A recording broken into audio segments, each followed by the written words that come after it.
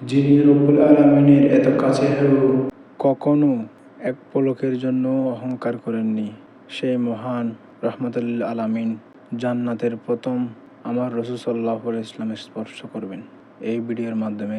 আমি জান্নাতের কড়া নাড়বো, ভিতর থেকে রব্বে জুল জালাল জান্নাতের মধ্যে আমাকে অভ্যর্থনা জানাবে এবং আমাকে প্রথমে জান্নাতে ঢুকানো হবে।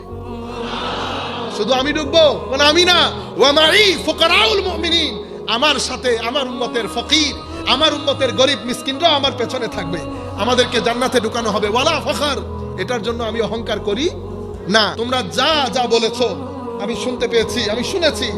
আদম আলাইহিস সালাম রূহুল্লাহ, অবশ্যই। মুসা আলাইহিস সালাম কালিমুল্লাহ, অবশ্যই। ইব্রাহিম আলাইহিস সালাম খলিলুল্লাহ। তোমরা যাই বলেছো হ্যাঁ সেটাই। আমি কে? আমি কে? তখন রাসূল পাক বললেন, আলা ওয়া আনা হাবিবুল্লাহ ওয়ালা ফখর। তোমাদের নবী আল্লাহর বন্ধু, কিন্তু তোমার নবী সেটা নিয়ে বোস্ট করে না, অহংকার করে না।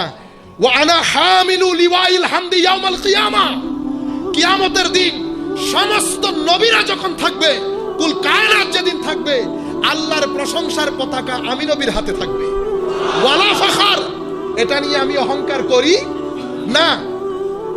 ওয়া আনা আউয়ালু শাফিঈন ওয়া আউয়ালু মুশাফফাইন ইয়াউমাল কিয়ামাতি ওয়ালা ফখর।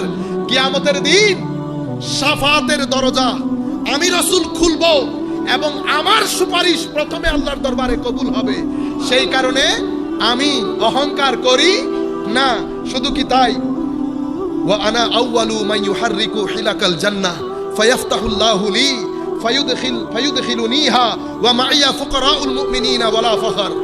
আমি প্রথমে জান্নাতের কড়া নাড়বো, নক করব। জান্নাতে আল্লাহ রাব্বুল আলামিন, অন্য হাদিসের মধ্যে মুসনাদ ইমাম আহমদ ইবনে হাম্বলের riwayতের মধ্যে আসছে, আমি জান্নাতের কড়া নাড়বো, ভিতর থেকে রব্বে জুল জালাল জান্নাতের মধ্যে আমাকে অভ্যর্থনা জানাবে এবং আমাকে প্রথমে জান্নাতে ঢুকানো হবে।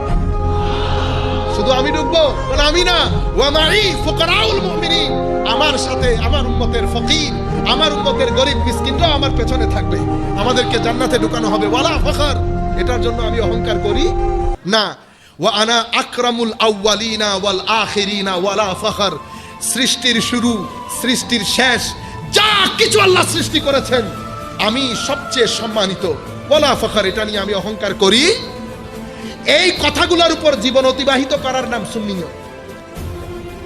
এই কথাগুলোর উপর জীবন অতিবাহিত করার নাম সুন্নিয়ত। যেই ব্যক্তি কথায় বার্তায় লিখনিতে এমন বক্তব্য। সব সময় আমাদের ভিডিওগুলো পেতে YouTube, Facebook, Instagram, TikTok follow, subscribe করে লাইক করে আমাদের সঙ্গে থাকুন। ধন্যবাদ।